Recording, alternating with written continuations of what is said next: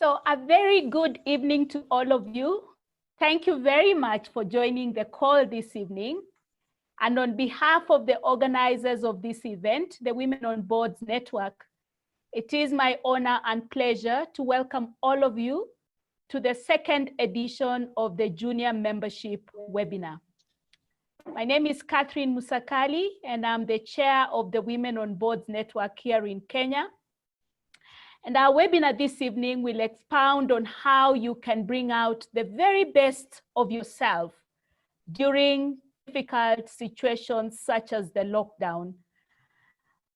We know that you're not able to mingle freely with your friends as you did before. And because of that, you miss your friends, you miss your relatives, you miss your teachers, you miss your lecturers. Take it from me, as a parent, we are happy to have you home. But sometimes you may feel like we're getting into your space. Take it from me, we are doing it out of love, not out of anything else. And so how do we coexist as a family? How do we deal with this difficult situation?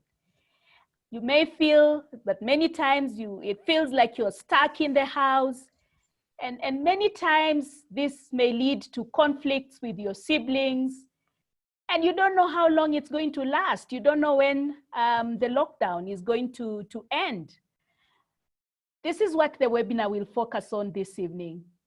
And the webinar will also discuss ways in which you can build emotional and social intelligence skills that will help you respond effectively to these difficult situations. So to lead us through the session, allow me to introduce our facilitator, who happens to be a great friend of mine. That is Miss Brenda Bowman, who will be speaking to you very shortly. Let me just say a few words about who Brenda is. Brenda has a background in girls' education and in teacher training. She has worked with the IFC, International Finance Corporation, which is part of the World Bank Group, since 2007 as a governance course designer and a master trainer. And she trains across Africa, Latin America, Southeast Asia, and Middle East. And because of that, Brenda has had to learn very many languages. She speaks French as well.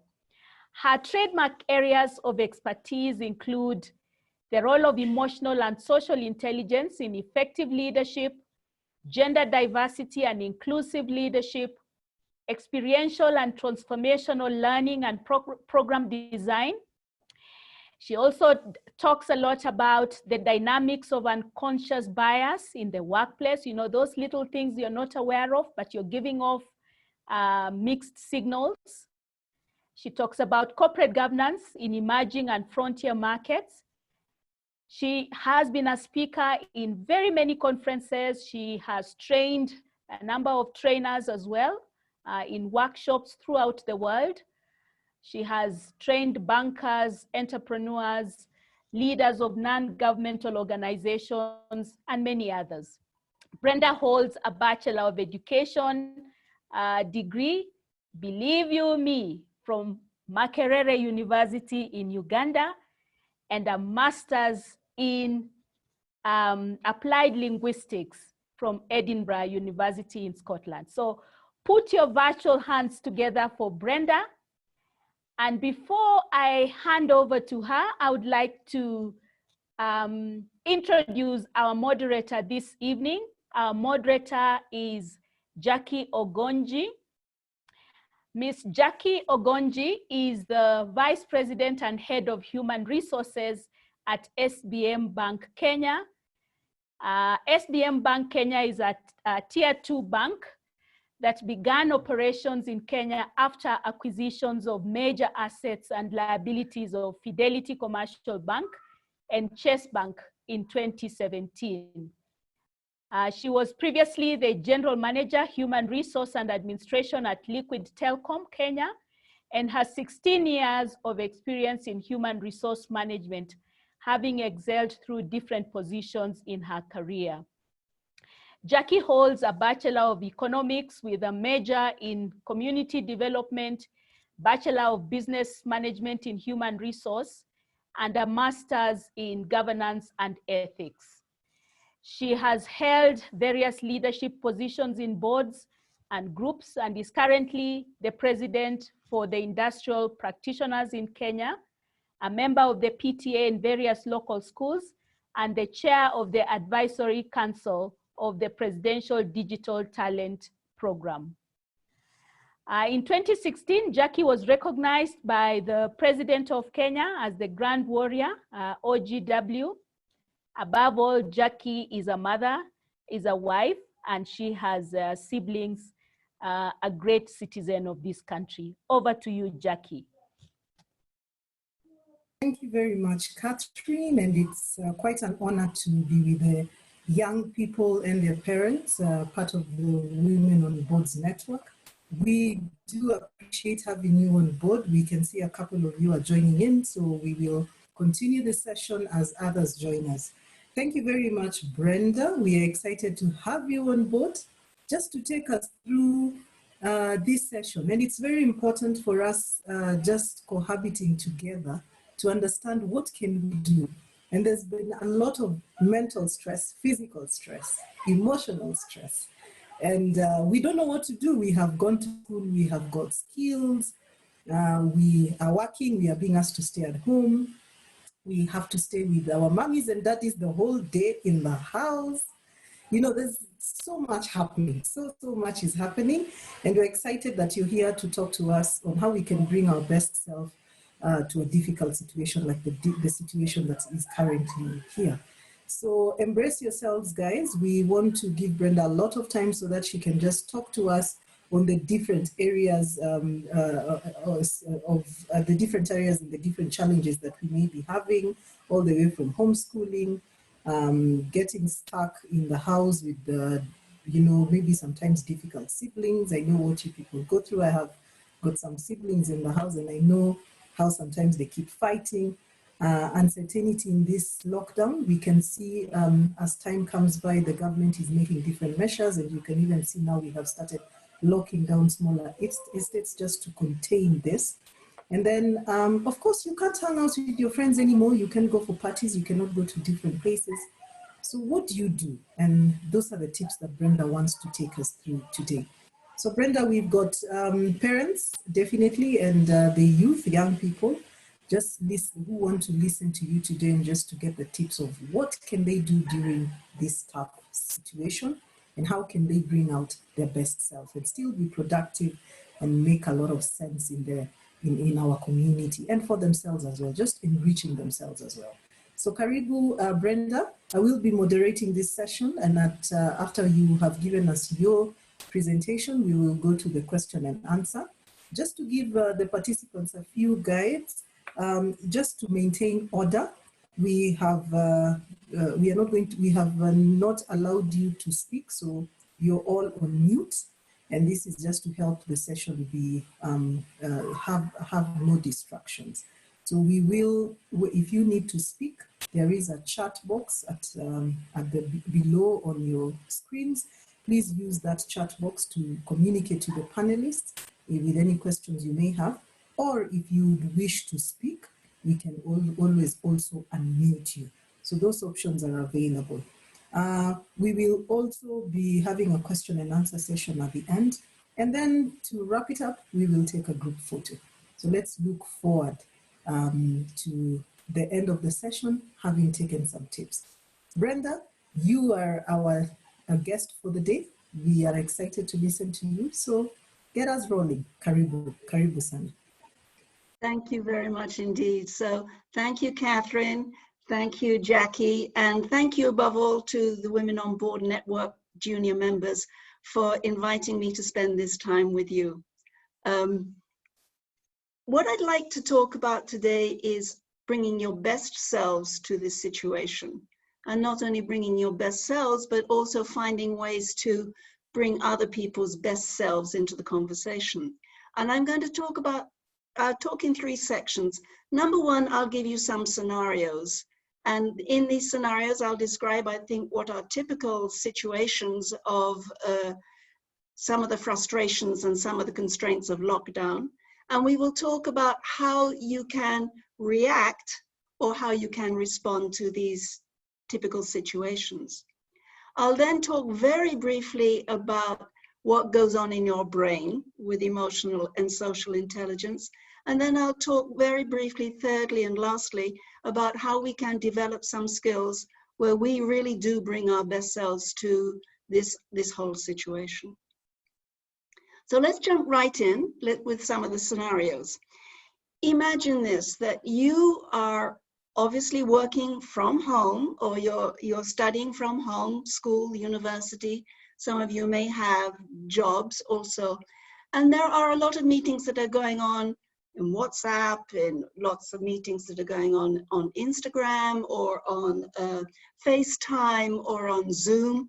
And you discover that there have been a whole series of meetings that are going on with people who you consider your friends, and you are not included.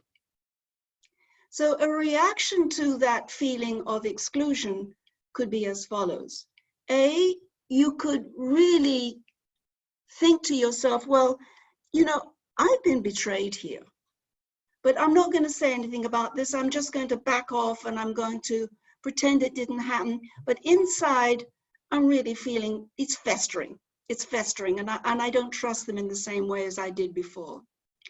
Or B, you could decide to get angry and you could unfriend a lot of them, saying, that's it, goodbye, not having anything more to do with you. If you don't want to associate with me, then I don't want to associate with you. And you are no good anyway in the first place. Or you could take the response road. And the response road is where you say, let me call one of these people who are on the group and let me find out what's really going on. You may discover something very innocent, that they was all happened spontaneously and you were somehow not included, but it was nothing deliberate. Or you may even discover that they are meeting quietly on the side because they're arranging some kind of celebration for you, for your birthday, for example. But by addressing it, by talking to somebody in the group and saying, can you tell me what's going on? I would just like to know. You are at that point responding and not reacting. A second thing, and second situation is this. I think if you are in lockdown situations in school or university, you are having tasks assigned to you, and you are having to meet in Zoom meetings, and you are having to work together to get an assignment completed. And so it may happen that there is somebody in this Zoom meeting who just talks over everybody. You know, you want to join in, you want to make your point. You never get the chance because there is this one person talking right over everybody all the time and not giving people turns. Well, you know, your reaction could be to shut down and to say, well, you know, obviously they're not interested in what I have to say. Obviously nobody's paying any attention to me. And emotionally, you just shut down. You say, I'll appear because I have to appear because somebody's taking some kind of register of whether or not I'm attending these groups, but I'm not going to contribute anything. Another reaction could be just to talk longer and louder than everybody else in the room till you get to be the one that dominates the conversation. Those are two reactions. The third thing is to say to the group, and this is the response, is to say, okay, so we're all working together. Can we establish some rules for the road? Can we establish some way of making sure that we all get turns to talk and that we look out for each other and we make sure that everybody has a chance? And can we pay special attention to listening to each other? So giving each other space in which they can express their ideas. And I have to tell you that this point was made to me by my granddaughter, Zoe, who is Zooming through her schoolwork. And she says this is what she has learned: the importance of establishing rules of the road, of finding ways to work together that benefit everybody. And she says the special importance of listening is something that she has learned. She said, I can't read the body language. I'm not in the same room as everybody, so I have to listen very carefully, because normally I would be able to pick up through the body language of the teacher what is being explained, or the teacher in turn would be able to understand that I don't understand what's going on. So that very special importance of responding by listening carefully and establishing some rules of the road. A third situation is the one where you just can't help it. You get up in the morning and you've had it up to here. You know, you are locked down. You've got family that's getting on your nerves. You don't have any private space. People are listening to your conversations all the time when you're on the phone. You don't have any other ideas. You've got a sibling who's interfering, who is barging into your room, borrowing your things. You've got somebody who's being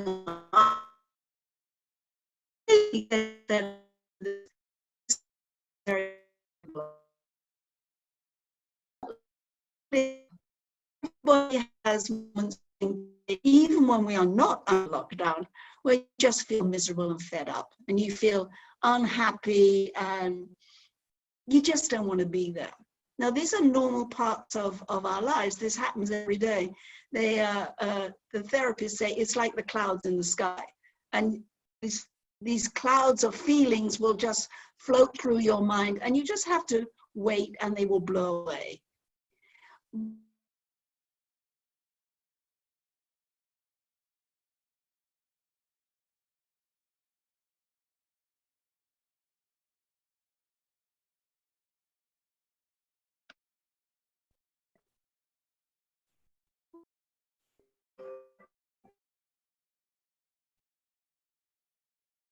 Jackie, can you hear me? Did I lose you? Yes, we lost you, Brenda, but you're now back. Okay, good. Okay, thank you. So I was talking about what these feelings are when you are really, you're feeling depressed. Now, there's a little thing that you can do, and this is what you can do. You can have a conversation with that feeling. So what you do is, and I would advise you to do this on your own, not where anybody's listening or watching what you're doing, because you could look as though you're behaving a little strangely at this point. But what you do is you say, okay, unhappiness. Come and sit down by me. Come and tell me what the matter is. Well, here's the problem. I'm stuck at home. I'm really missing my friends. I'm totally miserable. It seems that everything is like in black and white, and I'm used to having a life in color, and I'm just so miserable, and I just miss everybody so much, and it's all becoming endless. Okay, so I hear you. You're caught there. Everything's beginning to be the same, and you're not being able to see the end of all of this, and you're missing your friends.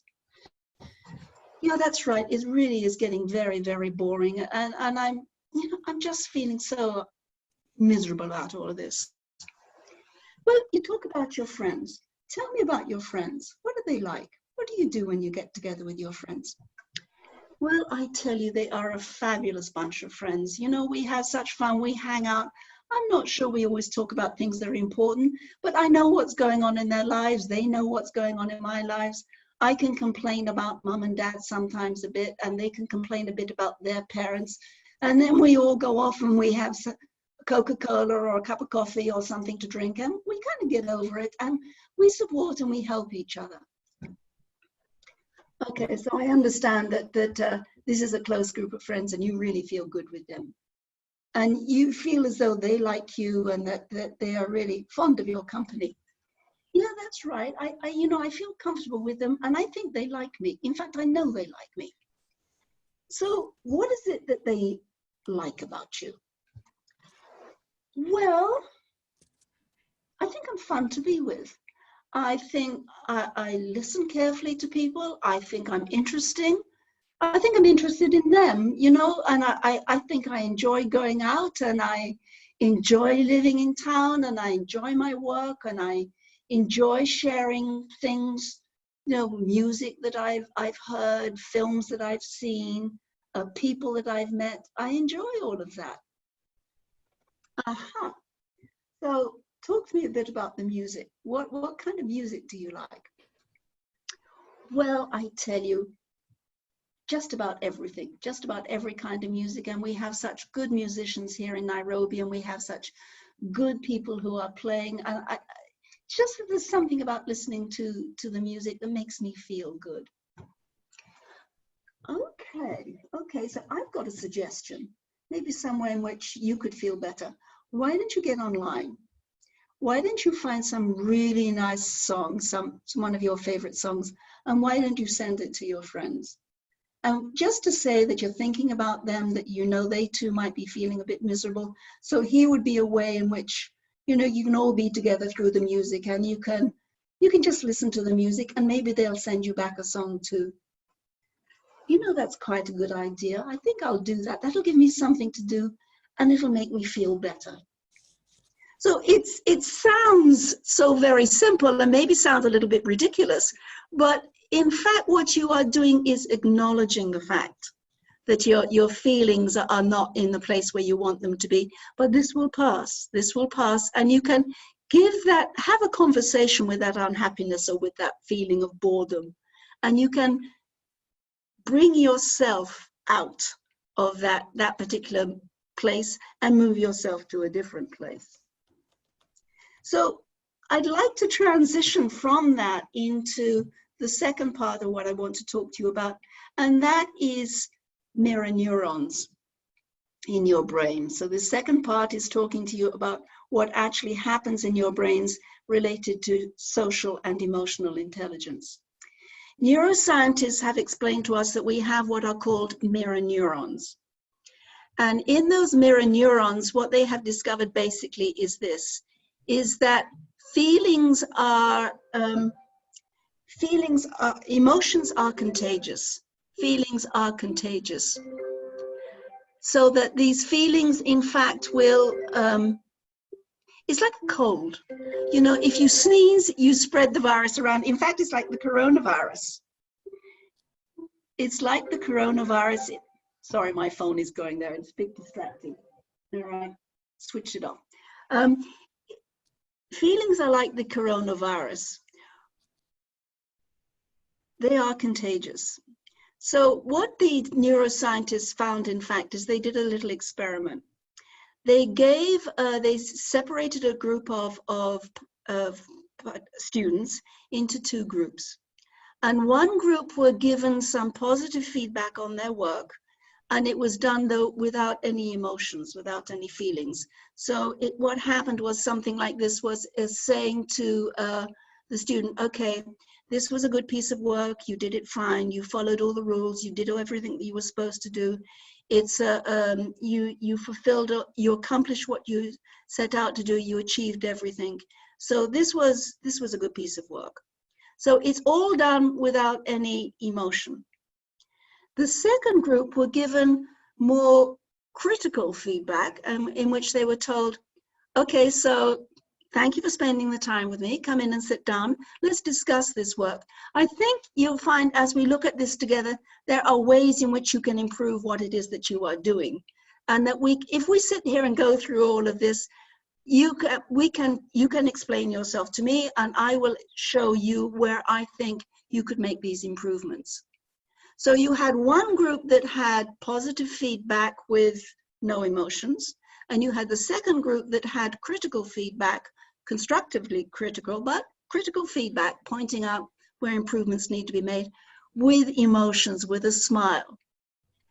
10 days later, they asked the two groups, how do you feel about that session you had on the feedback? And the ones who got the positive feedback without the emotions said, well, it was okay. Apparently I did all right. So I guess it was okay. And when they asked the other group, how did you feel about it? And these were the ones who had received the critical feedback, but with a smile and with a positive affect. They said, you know, it was really very, very helpful. I felt that the teacher was on my side, that she really wanted to understand where I was coming from, and it enabled me to grow, and I understood a lot of what she had to say. I found it great. I found it great, and I can't wait to get her comments on my next piece of work. What's happening there is that teacher who gives you the feedback with the smile and with a positive affect has mirror neurons and knows that emotions are contagious. So that knows that there are apparently neurons around your eyes. So when you're reading somebody else's face, you see certain movements around the eyes that are almost imperceptible, but it makes you feel good and you respond also by feeling good.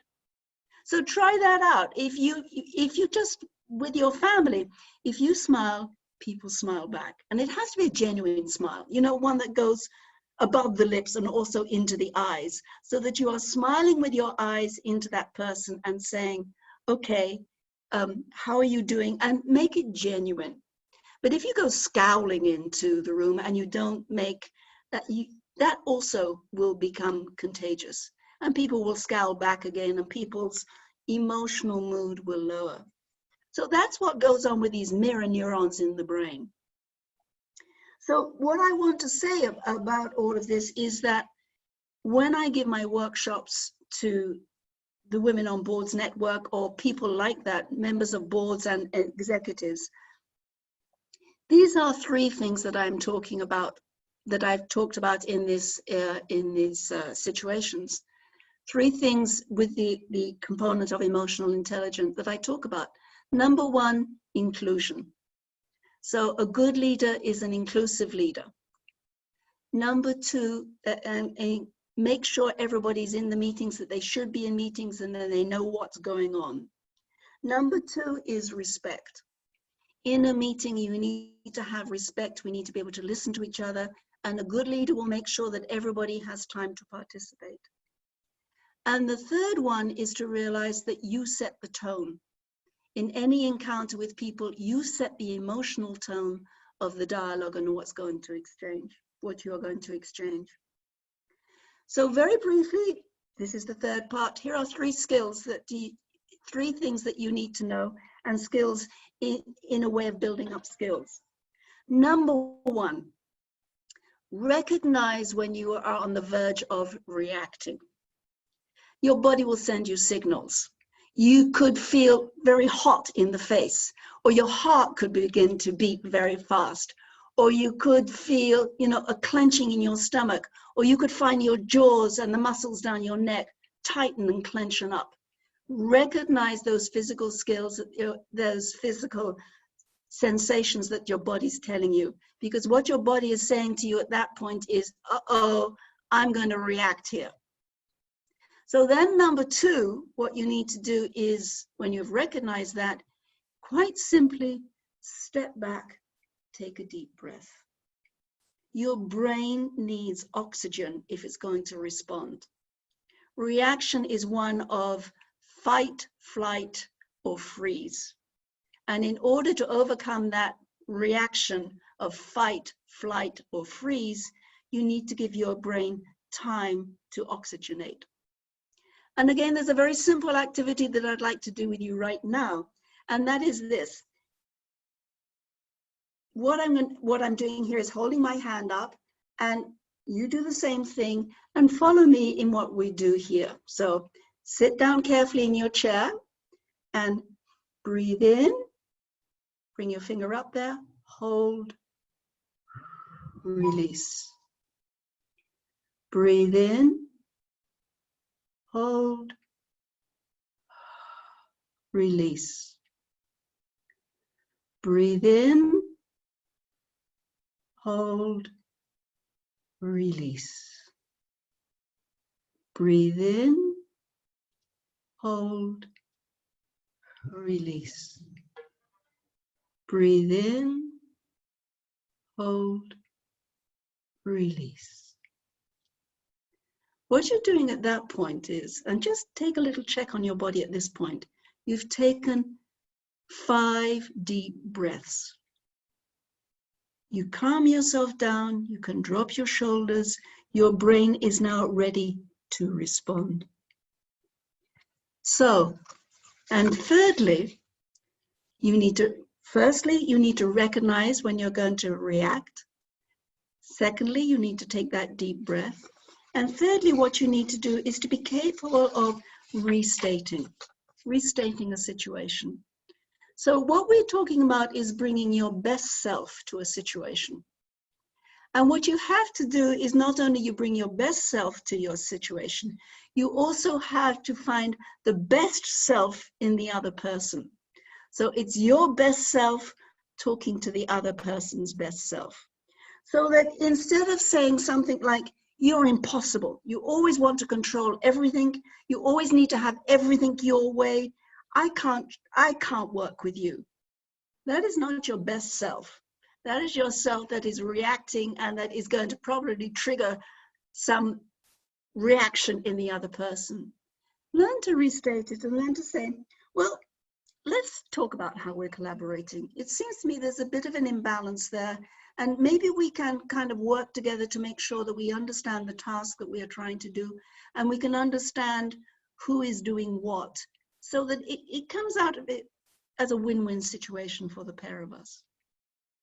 So those three things that I talk about in my leadership seminars are very simply being inclusive, being respectful, and knowing that emotions set the tone.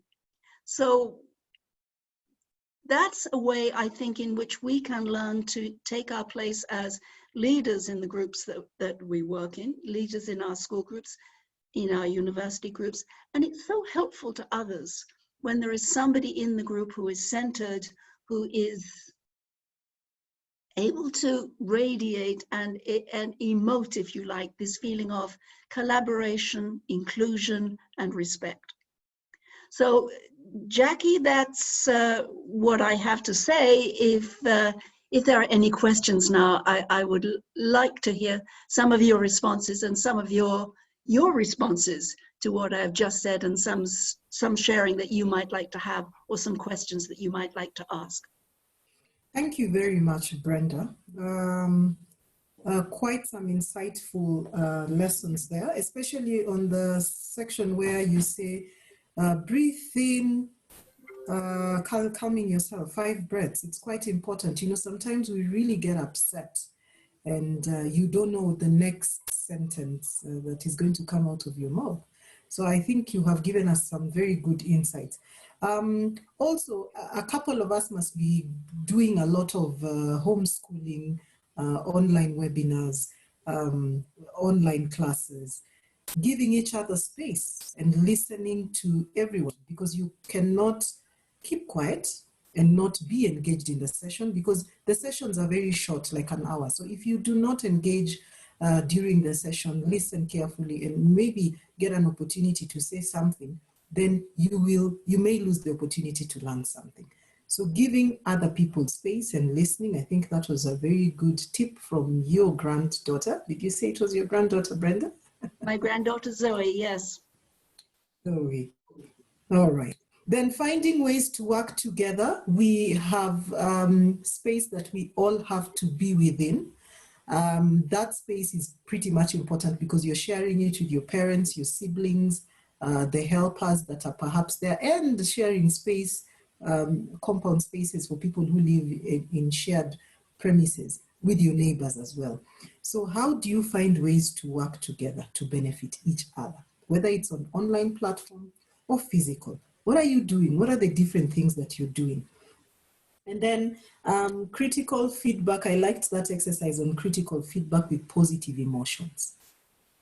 And then you came to teach us, how do we deal with our emotions? It's pretty very, very, very important to just know how to deal with our emotions, know when our bodies feel that there's something wrong and how to react.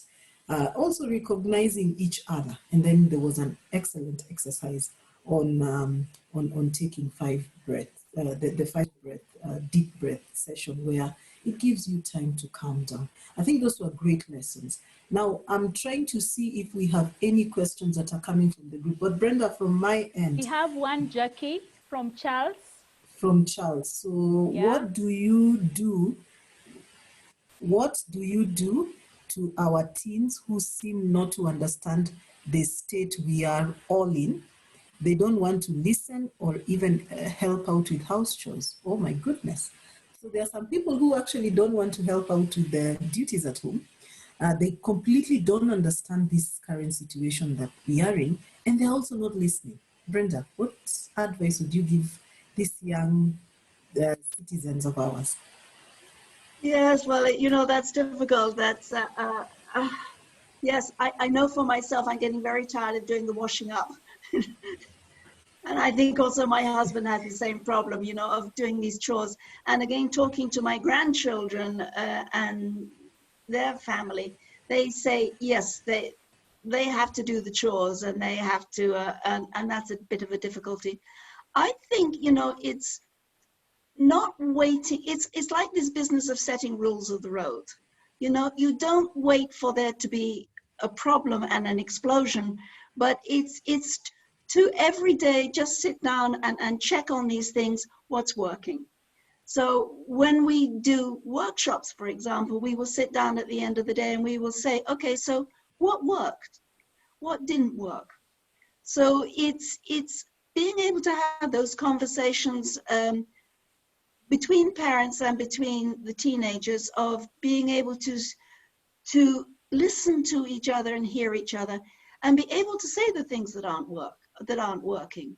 And I would also say that, for parents to try and walk a little bit in the shoes of their teenagers. I know that, for example, in the US at the moment, it's the moment of graduation. And high school graduation is a huge thing in the States where I live. And it's the prom, it's the dress, they've worked 12 years to reach this point of graduating from high school. And I think parents maybe also could take the time to listen and understand and find some way of maybe meeting some of these issues that the teens are going through, and talking about how we can make it better for you, how we can work together on this. Do they take it seriously? I don't know. I asked my daughter-in-law, my granddaughter Zoe, I said, so what worries you about all of this? And she is worried about COVID. And it surprised me that she said, this is worrisome. I hear about people being impacted by this disease. I hear about people not staying at home. And it worries me. So maybe that's the question that the parents need to be asking these young teenagers of theirs. How can we set up rules of the road? And what is it that's worrying you? Because I think this reaction of, no, I'm not going to do the dishes, or no, this whole frustration thing is a reaction to not being understood, or to some fairly legitimate frustrations. And it's not the parents' fault, but I don't think it's by chastising these teenagers that you're going to get the kind of response that you want. It's, you find their best self and make sure as parents you are also bringing your best self. And if as parents you're worried, share those vulnerabilities. We're all in this together, so it needs to be, I think, a lot of mutual understanding and a lot of appreciation one for the other. So that when you are giving that feedback to the teenagers, making sure that you're also recognizing they're going through a hard time and they're doing well on it, and noticing. There's a good management technique. They always say, notice people doing the right thing, doing well. And when that environment is developed, then that's the way in which I think we can overcome some of these divides. Finding your best self as a parent to talk to the best self that's in there in your teenagers, and teenagers doing the same thing back. You can complain about mom and dad, and you can complain about the situation, but the fact of the matter is nobody has any control over it. We can't control the virus. We can control the environment that's in our home and the lives that we are living together. So just making a little effort and recognizing each other, the difficulties that each other is facing. Thank you, Brenda. And that takes me to the next question. But just before I answer that next question, there has to be a mutual agreement, and you need to speak to each other. In speaking to each other, you need to agree to certain things.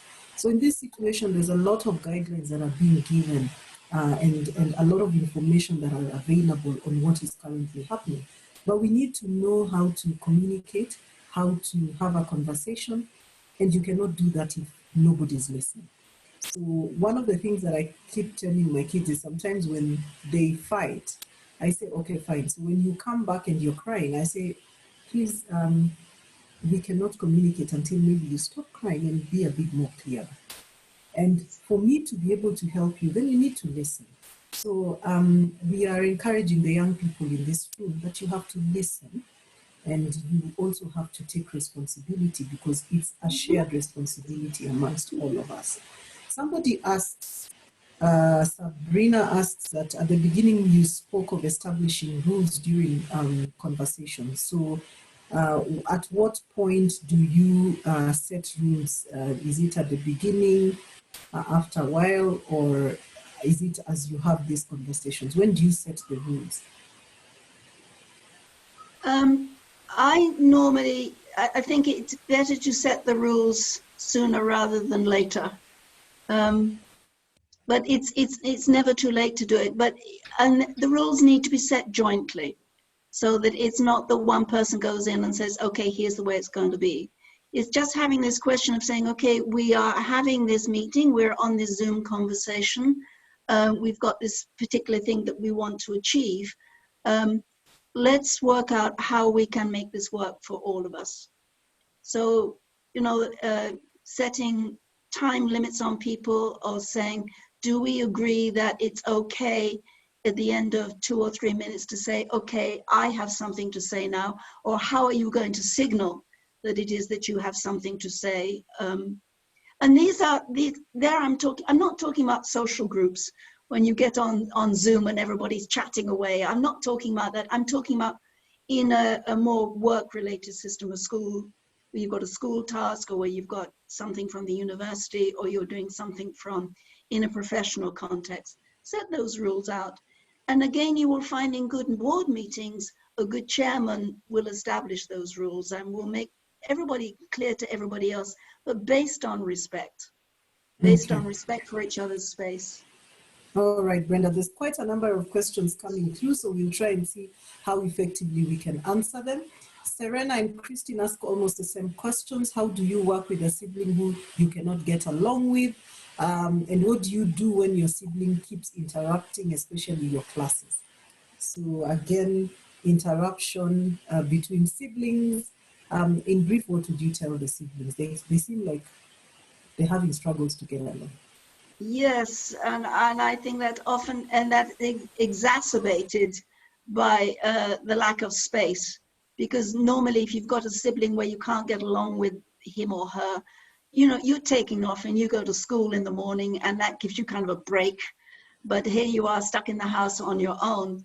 It again is the space of, when you are working and when you are doing your lessons, having your own space, if you're lucky enough to be able to close the door, go somewhere where you can close the door and you can do your work without these interruptions. What I think it's this question about setting up boundaries. And it's like this, it happens all the time. You might need an arbitrator at this point.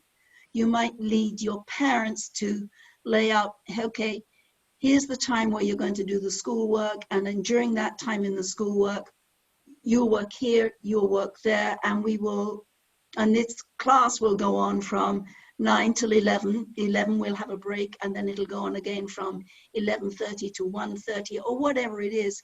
But setting up, if you like, a timetable and setting up a distribution of the space that everybody adheres to. And if you are parents, you can help with this by making it clear that this is the timetable, this is the space arrangement that you're going to stick with, and helping these two siblings get out of each other's face. Yes. Sometimes the chemistry just doesn't work, and it's something that has to be lived through for a time. But I think that's getting that space and getting parents to be able to step in and just be the referees, if you like, is helpful. Okay, thank you for that. Karen asks a very good question. we really appreciate this. Working on our emotions seems a challenge to most of us. Mostly, it is being mistaken to be weak. Now, she says, secondly, our parents seem to be more interested with our academic performance. How should we integrate the two, working with emotions as well as our academic performance? Oh, what an interesting question. Yes, yes. I think here's the thing, and Catherine will laugh at this, because we know that when we work with women, one of the best ways you can put women down is to say women are emotional, you know, as if being emotional is weak. Whereas all the research and all the management theory increasingly is teaching us the importance of emotional intelligence in making a success of our careers and of our lives. So emotional intelligence is not something that, you know, is just the prerogative of women, and it is certainly not weak. And I think maybe even having a discussion about that with parents would be interesting. Doing some research. There is some very interesting research online. If you go online and learn about emotional intelligence, and you're able to explain to yourself and to your parents and say, I'd like to have a discussion about this, about the roles of emotions in being an effective student or an effective leader. So engaging them intellectually in a discussion on emotional intelligence might be one route to go. If they're only interested in your academic work, I think that's difficult, because it means that they are only noticing the academic side of you, and they are not noticing the side of you that is cheerful around the place, that is sensitive to others' feelings, that is looking to be helpful.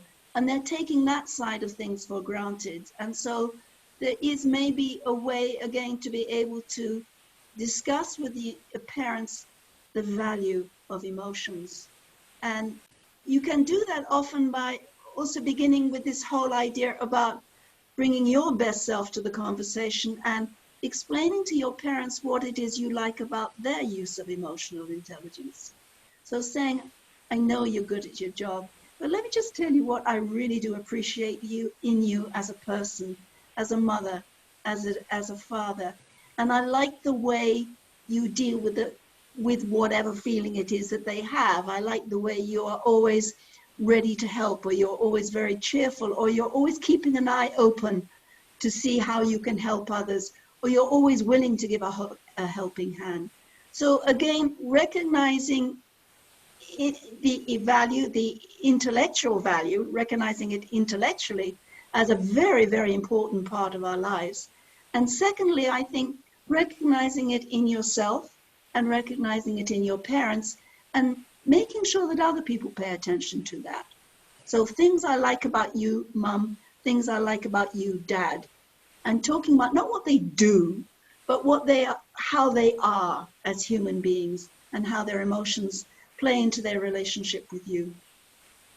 Thank you for that, Brenda. More questions around anger and how we deal with different wrangles in this situation. So someone says, before I was used to going outside to escape, but now I have to stay indoors with family members. Somebody else says, how do you manage anger? And then there's another question around the same scenario, is how do you maintain a good relationship with your family during this time of so many arguments coming around? So we can see it's more of how do you manage frustrations, how do we manage anger. I used to have a scapegoat where I could go outside, but now I have to be with them. And then there's too much arguments in the house currently. Maybe what advice would you give the young people on around this issue of being too angry, frustrations, not being able to have a scapegoat now at this time? Well, the answer is that there is no easy answer to that one. And I think it's particularly hard for adolescents, because teens are at the age where, in fact, you are beginning to make the transfer from the family to outside. And that's a very normal part of being a teenager, taking your lives, stepping out of the home, no longer being treated as a little child, but really taking your responsibilities as a young adult and having that escape, being able to be that different person that you are, because your parents might, or your brothers or your sisters might have this idea of what you were like as a child and still be treating you as a child. So that's really very, very hard. How would I say to deal with this? You can always have chat groups with friends. That's often a good way if you can talk to other friends about all of this. Another way maybe that would help is journaling, is to keep a journal every day of how you're feeling, of how things are going on. There is no easy out on this one. Everything that is natural in you is pushing you to go out of home. And here you are stuck, unable to do. The doors have been slammed in your face and you are stuck there at home. So yeah, I think talking to friends, having good friends who listen to you and who you take your turn of listening to them. And then I think also having that quiet, private time to journal, to write it all down, to get it on paper. That's also another way of being able to express it. If you are lucky to be one of those creative poets, you know, even write poetry about this time. It's important. Get yourself a pair of headphones also and have those moments where you can, in fact, escape through the headphones, through listening to the music. And that's a very good way of being able to get that little bit of space and go into another world that's your private world and recognize that this will end. You know, this cannot go on forever. This will take it day by day, but recognize there is coming to an end. And there will be a time where you will be able to go back to this natural life of being a teenager and being outside of home and seeing if you can, recognizing it won't last. And these are natural feelings that you have of wanting to get out and form your own life. But those journals could help, just being able to express that and get it down on paper. All right, quite insightful. Someone says that suddenly both parents have become so grumpy about everything and they don't seem to give them privacy that they deserve. Yes, they love them, they respect them, but they feel that their parents are getting too much into their space. Someone else says, they don't think that the mom understands them anymore. Right? So there's the question is around, there's who asked, my mother talks about anything academic other than my talents. I think you had answered something around how do you balance the two.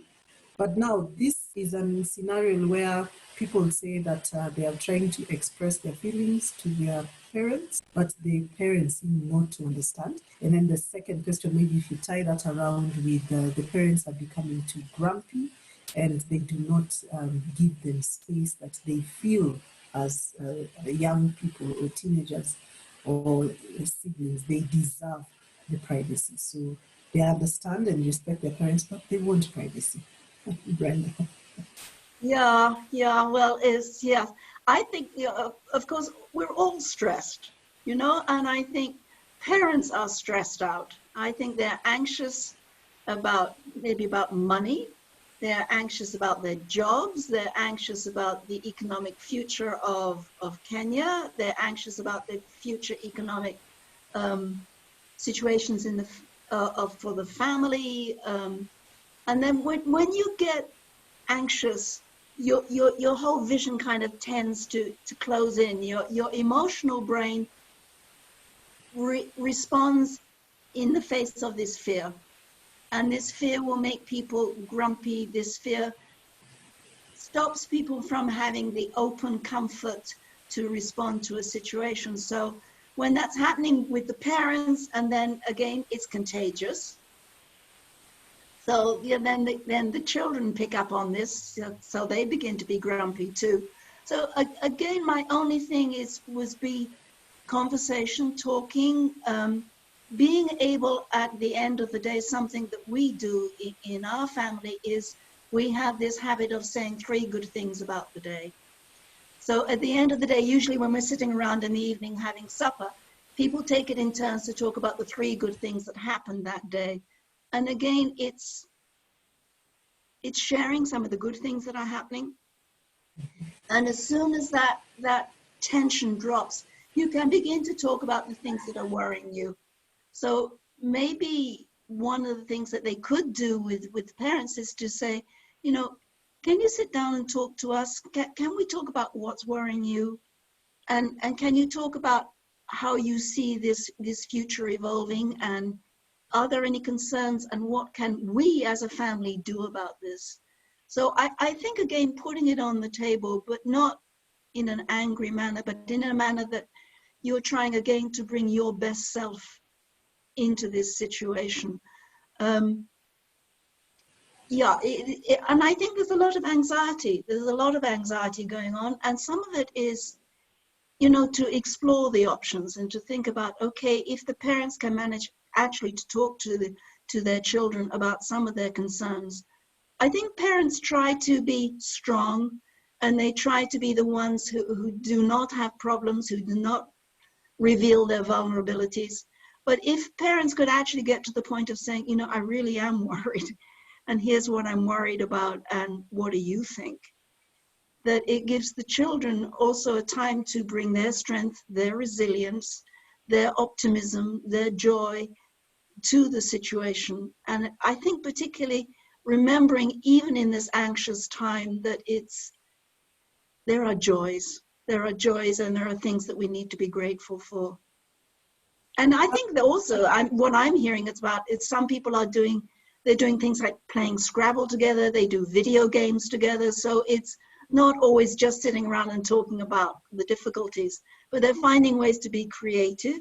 They're finding ways to do fun things together and see if you can do that inside the family. My family had a competition the other day we all got on Zooms and we all had to make hats with what we had in the house. So there was this competition to see who could have the funniest hat.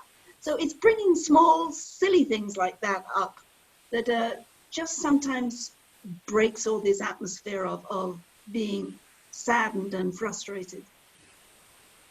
Okay, great. There are some people who are also being productive. So somebody asks, how do you deal with burnout that comes with routine of constantly trying to be productive? So this is someone who's very productive, but now they're asking, how do we deal with burnout that actually comes out of routine and constant? They're actually constant trying to be productive. So now they have burnout. Yes, I know. I find I tend to do that. What I tend to do is I try to be as productive as possible. And I found myself one day last week, I spent 5 hours on Zoom.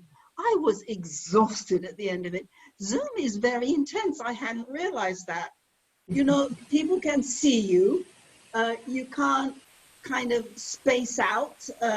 They always want you to be attentive. And if 5 hours of responding to other people's issues and being smart and being clever and being productive is totally exhausting. So I think, you know, take vacations, take mini vacations, watch your timetable very careful, and take mini mental vacations. Go for a walk around the room, have a cup of coffee, make some banana bread so that you've got a slice of banana bread that you take that break and enjoy that. And be kind to yourself. Be kind to yourself. A lot of I find for myself, a lot of what I call productive is actually just busy work. You know, and that if I took the time off to just let it go, to let somebody else tell me afterwards what it is that they had done, and not expect myself to spend 8 hours a day sitting in front of my computer. A lot of it is really busy work and not essential. So prioritizing what I'm going to do, having a list of 3 things that I can get done and not 17 things that I should be doing. Just doing that kind of thing, recognizing busy work from essential work, and being kind to myself and giving myself little treats and little breaks. Okay. So we are getting with 6:01, cognizant that our session was meant to end at 6. We'll just request to take 2 more questions and end slightly under 6:10, just so that we can be able to get a few more tips. Very important question: how would you manage the responsibility of bearing the reactions of stressed parents, especially in these worrying times? Personally, I feel like this is mostly to firstborns because they are expected to take charge when the parents are busy. But I don't think the parents realize we also have our own struggles we are dealing with. So parents super busy, firstborns have to take up charge, and parents not understanding that firstborns also have their own struggles that they're dealing with. Yes, that is very much, yes, homeschooling, working from home, and parents are working from home, and the older ones being expected to look after the younger ones. I think, again, structure it, make sure that you are putting in time for your day. Maybe again, talking to your parents and saying, I'm finding this a bit much. I'm not sure I can cope with this properly. Can you sit down with me, and can we find a way in which I can, yes, take care of the little ones, but also have some time for myself? Again, a hard situation, and I don't know any perfect instant solutions, but I think the best way to do is to be open, to be honest, to say, I am trying, but this is just a little bit too much for me. All right, finally, Brenda, people are saying, there are some of our attendees who are saying that, how do I handle unruly children, that they may poison the behavior of other siblings? And then the children are saying, but our parents are too busy, they're not listening. So we are having a conflict there. The parents, they're actually telling us that our parents are too busy, they're not listening. But the parents are asking this question: how do I handle children who are unruly? So they feel that the ones who are unruly are actually poisoning the other children. So Yes. we need a balance here. Yeah, you certainly do. You certainly do. And again, I don't know the easy answers. I mean, I know when I was in a classroom and I was teaching, it was the same old thing. 20% of the children would take up 80% of your time. So it's always, you know, the ones who are unruly who are difficult. I don't want to generalize too much over this, but I know that, for example, my grandson is a very physically active child who is enormously missing his soccer and his time with his friends. And he has a Fitbit, and they discovered the other day that he does an average of 50,000 steps a day. Now, they are lucky in that they have a street outside and he can go on the street, but apparently he's running up and down the street all day, just using that physical energy. So I think with unruly children, sometimes it's a question of making sure they've got something physical to do, and where somebody is paying attention to them. And I think particularly if you have a garden, it's easier to go outside and to, you know, organize a keep fit session during the day and to absorb some of that physical energy. I think that's important. I think also then again with unruly children, the reward system, you know, again, finding them doing something that's good, having the agreement, we'll stick to this time and then we'll do what you want to do. And then we'll go back to the schoolwork, and then, you know, or having competitions to see, you know, who can find out if John is doing 3 good things during this day, who can make the best competition of who can find the most things that John is doing good today, so that John knows that he's getting that attention that he needs and that people are watching him and finding him doing good things. I mean, I know that sounds a bit maybe simple, but I think these disruptive children are usually ones want attention, and sometimes they have to learn about boundaries. So it's making a system where they get attention, and then they have to accept that other people are going to talk, other people are going to take up parents' time. I don't think punishment helps, disciplining and physical punishment. I don't think that helps. I don't think that helps at all. And I think that's something we need to watch out very carefully for, that in this time of stress, that we don't resort to physical punishment or domestic violence. That's something we have to watch out for very seriously.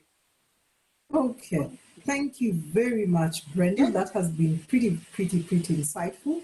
And we were excited to have you on board just to share your thoughts. When you get an opportunity, please come back to Africa. It looks like you still belong in Africa. Don't forget your days. Don't forget your days.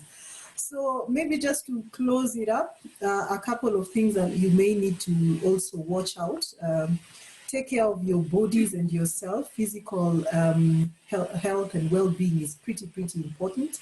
So there's been a lot of things that have been sent out in terms of hygiene measures. Ensure that you keep that over and over and over again. We will not hesitate to just give you those guides, but please keep up on that.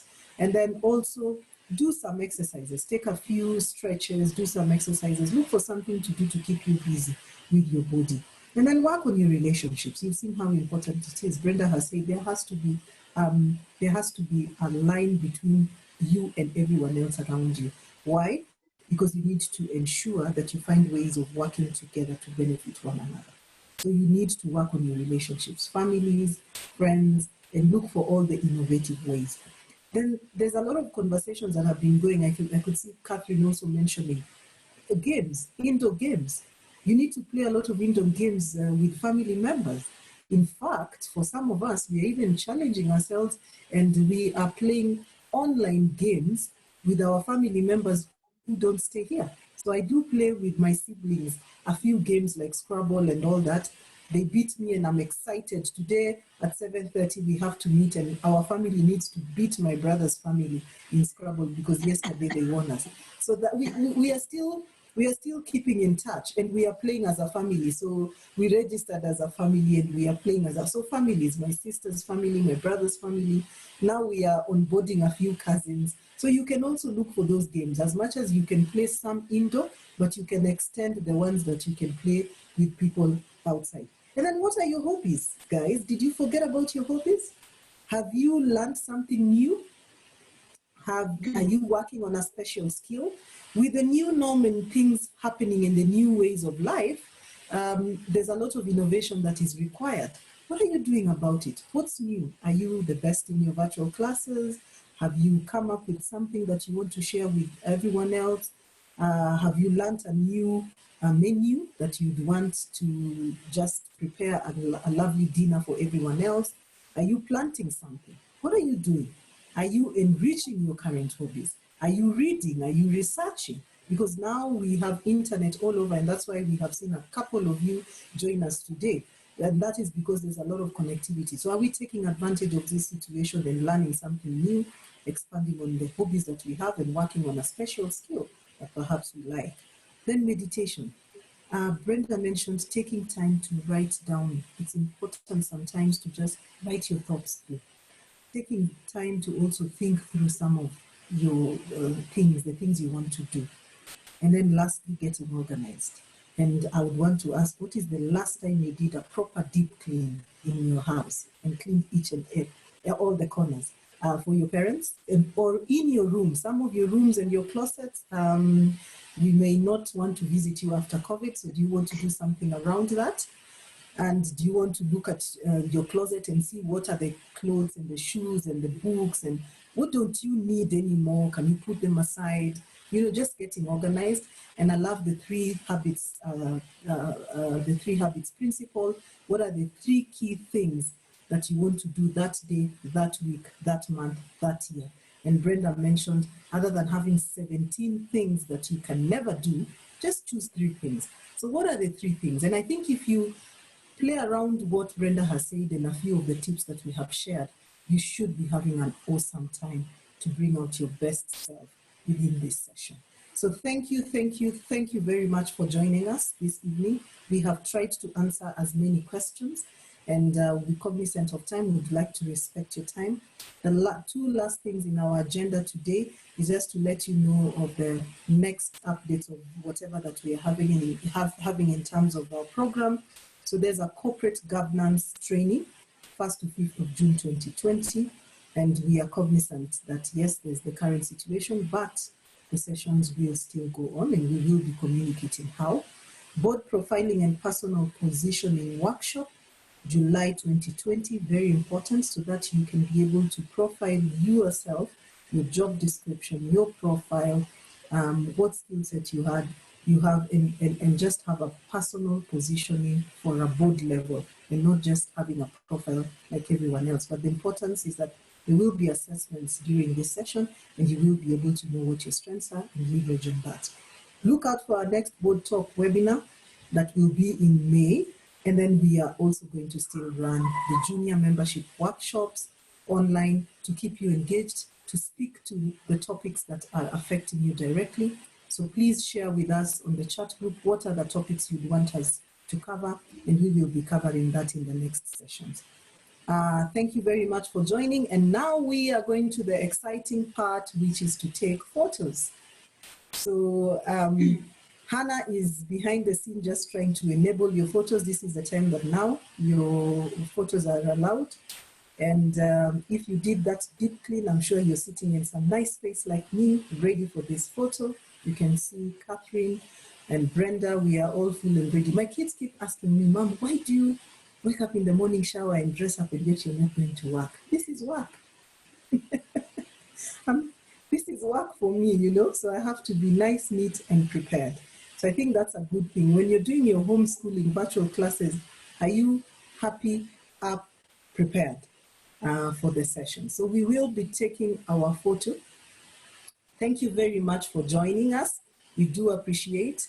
You have been quite an engaging team. You've asked so many questions and we were not able to answer all.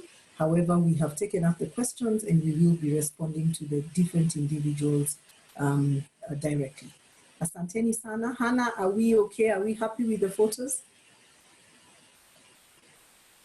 Put on your best smile, if you do smile. For the attendees, please turn on the video on your app. Click on the video icon on your app so that we can see you.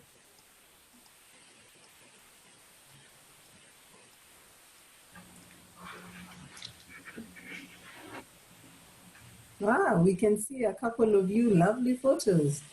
Be bold, let's see you, let's see you. For the ones who their cameras are not working, that's fine. Turn your videos on.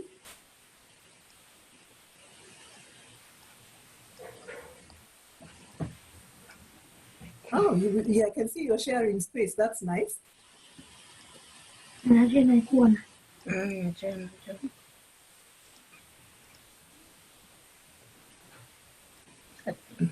Only let us know when we are done. Yes, Hannah will let us know when we are done. Hannah? Yes? Are we good? Just a bit, just a minute. Guys, some of you, we still need your videos. Please switch on your videos. A few more, a few more. Done?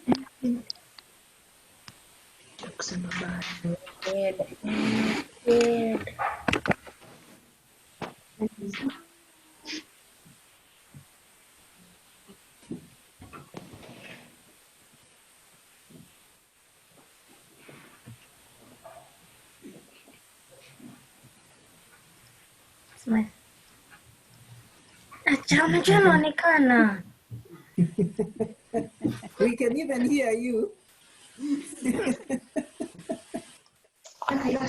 Okay, guys, thank you so much for joining.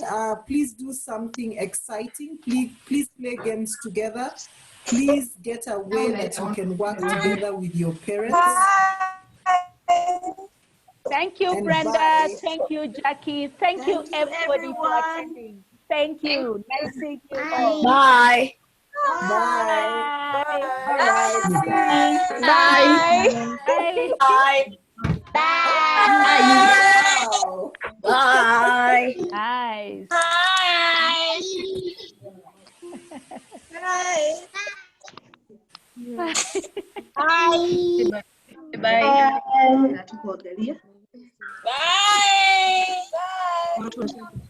See you. Bye. To leave the last. Bye-bye. Bye, guys. Take care. Bye. Bye. Look out for me. We play a challenge. Eh? Okay. All right. Thank you. You're Okay. welcome. Bye-bye. Thank you. Bye. Thank you. Hi, Jackie. Hi. Bye. Bye. Bye. See you. Good to Christine. Hi, see you Christine. too. Nice seeing you. Nice seeing you too. Thank You too, you. Christine. Thank you. See you.